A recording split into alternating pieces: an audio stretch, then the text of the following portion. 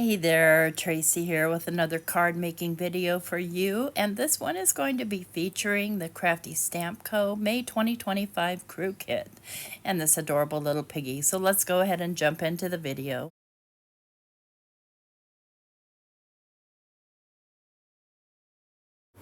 All right, let's get ready to go. Here we go. Let me zoom in here and get it straight. Sometimes it goes wonk on me. So off camera, I've colored and cut the little piggy and the secret ingredient Eagles Love. And then I have a couple of pieces of paper from my stash. So I'm going to start with this first piece of paper, and I'm just going to trim that down. So that's 4 by 5 1/4. And while I'm doing my trimming here, I did want to talk about the May kit. So you have up until April 15th to pre-order your kit. After that, there's no more available. And then your kit will be shipped out on May 5th. So shipping is included for U.S. residents. Crafty Stamp Co. will ship outside the U.S., but customers will be responsible for extra shipping, tax, and VAT charges. So monthly subscribers will get 35% off retail prices on products for a cost of $49.99, and non-monthly subscribers will receive 15% off all retail prices on products for a cost of $59.99. So pretty good deal and some pretty fun stuff. So I've cut my papers. I've cut 2 of them to 3/4 of an inch, and I've cut 1 of them to 1 inch. And I'm just sort of doing a take on a different layout that I have available. And what I'm doing here is I'm cutting some cardstock so for tags. So I'm cutting that at 2 3/4 by 3, and then a smaller one at 2 3/4 by 2.5, so that there's kind of a border. So what I'm going to do is I'm going to use my little handy dandy little clip here, and I'm going to clip off the tops of these and make this into a tag.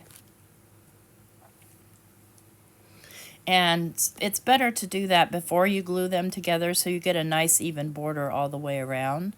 And so I'm going to want my border like that, but I do want to do some other things here. So the first thing I want to do is kind of lay out my card. So I'm selecting the papers and how I want to put them. I'm putting the 1 inch piece in the middle and the 3/4 inch pieces on either side of it. Then I'm going to grab my ruler and I'm going to lay it down on my mat here and line it up with the 1/4 inch mark, and I'm going to put down my little magnets here to kind of hold it in place so that I can place my first strip, and I don't need it after that. But with the first strip, I do like to get it even from the edge as much as possible. Eyeballing it just doesn't always work for me. So I'll lay this down and then just gently push it up against the edge of my ruler, and then I know that I've got a nice 1/4 inch border there. And then I can just use that one and butt the other ones up next to it.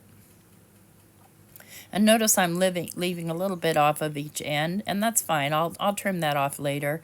I'd rather be too long than too short. So there's that. Super cute kit this month.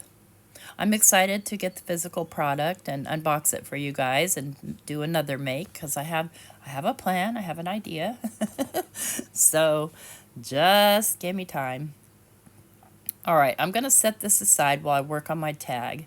And what I want to do here is I don't want my piggy just floating in midair, so I'm going to create a floor. And I've got a little scrap from another card that I've made from this kit of this little houndstooth pattern, and I'm going to make that my floor. So what I'm doing is I'm kind of lining it up here on my grid, and then I'll add some glue. And friends, I add too much glue. Be careful. Because it ends up oozing out and making a hot mess. And notice I'm lining up the corners of the top of that tag with the line up top so that my floor's on there straight. And then I can just trim off the excess. So see, I've got a lot of excess glue and it kind of makes a mess. But listen, I've got a plan. We're going to make up for that mess. And I'm just going to use my glue eraser, but it ends up wanting to erase my paper too. I don't know what the heck's going on in this world today with this glue. I imagine it's probably better if you wait for the glue to dry 100% before you start erasing on it, so it doesn't take the paper off. But that's neither here nor there, because I have a plan. You see that little 1/4 inch strip of that sort of light coral color paper. Yeah, that's going to be our I don't know, what are those things called that go up against the wall? Yeah, I can't remember the name of them, but that's what it's going to be. It's going to be that little piece that goes up against the wall, and that's going to cover my little glue mess there. So 2 birds, 1 stone. We'll get that glued down there nice and straight, and then I'll trim off that excess, and we'll carry on. Just carry on. See, yeah, I'm going to like my piggy like that. All right, happy with that. Now I want to add a little bit of color to the background to kind of match up with what's going on in the rest of the papers. And what I found with saltwater taffy was the perfect match. So I'm going to grab a little piece of scrap paper, and I'm going to scrub off my brush and then take what's left on the brush and kind of lightly go around the edges. I do want to spotlight the little piggy, so I'm kind of laying him down to see where he's going to be, so I can leave that area kind of white. There we go. So he's sort of spotlighted. Okay, let's put this guy together. So I'm going to go ahead and glue down the first layer to the second layer of the tag that I created. It's just a short stubby little tag, but we don't mind. Get that laid down as straight as I possibly can. And because it's a tag, I am going to want to punch a hole. Before I do that, I'll go ahead and trim off this excess so that's getting all ready to get put together. So I am using my trimmer because me cutting straight with scissors is a joke. That's all. It's a funny, funny joke, and everybody laughed. Okay, now I've got my crocodile here, and I'm just going to punch a hole in the middle adjacent, as middle as I can get. I am eyeballing that. You could measure it if you wanted to, but I'm not. And then I have this little hole reinforcer punch. Friends, I love my punches. I do. They're just so easy. I have dies to do this, but you know, then I have to get out my die cutting machine and put it back away, and punching is so easy. So I'm just tapping off the excess glue out there, out of sight and out of reach. And now I've got my little tag reinforcer, which just kind of helps it look even more like a tag. Plus I'm going to be adding some strings, so there's that. So let's go ahead and glue this base layer down to the card base, which is an A2 top folding card base. And just get that with a nice even border all the way around. There we go. Gosh, I'm so shocked at how even I got that. So let's see. I'm going to put some baker's twine, and I know that you get red and white with the kit, but I think I want to use my black and white. Sometimes just a black and white twine really makes everything else pop on the card. And so I'm going to make one of these kind of knots, and I don't know the name of the knot, but half the time I get them backwards, and that's okay. And then I'm going to tie it in a bow, and you'll see I change my mind how I'm going to do this later. I do a lot of mind changing when I'm card making because, you know, once you get an idea in your head, but sometimes that idea just doesn't quite pan out, or you think, well, maybe this would be better. So that's kind of my process in card making, is to, you know, don't be so rigid. Now, if you've used liquid glue and you've changed your mind, sometimes that's a problem. We all know that. But I digress. Let's go ahead and get these foam strips down. And this is a 3mm foam tape. And then I'm going to just kind of audition that again. Then I'll pull the backers off. And just to make sure I get it in the right spot, I'm going to add a little liquid courage here. In my world, that's extra glue. That way I have some wiggle room if I make a mistake where I lay it down. So I'm putting my card square on my little grid there so I can kind of get an idea of how I want this to lay. And I do want it to lay askew. And then I'll put my little piggy, and then I'm not quite sure yet where I want to put my sentiment. And this is where I start changing my mind, and you'll see here in a moment. So I'm going to glue little piggy straight down because he's on a very thin piece of paper. And so I worry if I pop him up, he'll get all warpy. And I did use, to print this out, I used some hammer mill cardstock.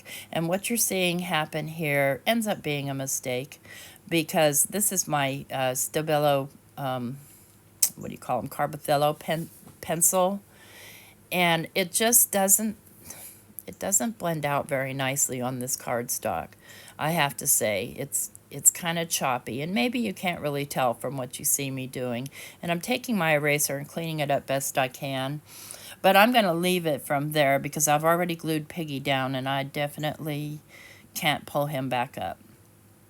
So I decide that I want this to hang off the tag there, but it's definitely way too close to the secret word to put a hole without breaking it.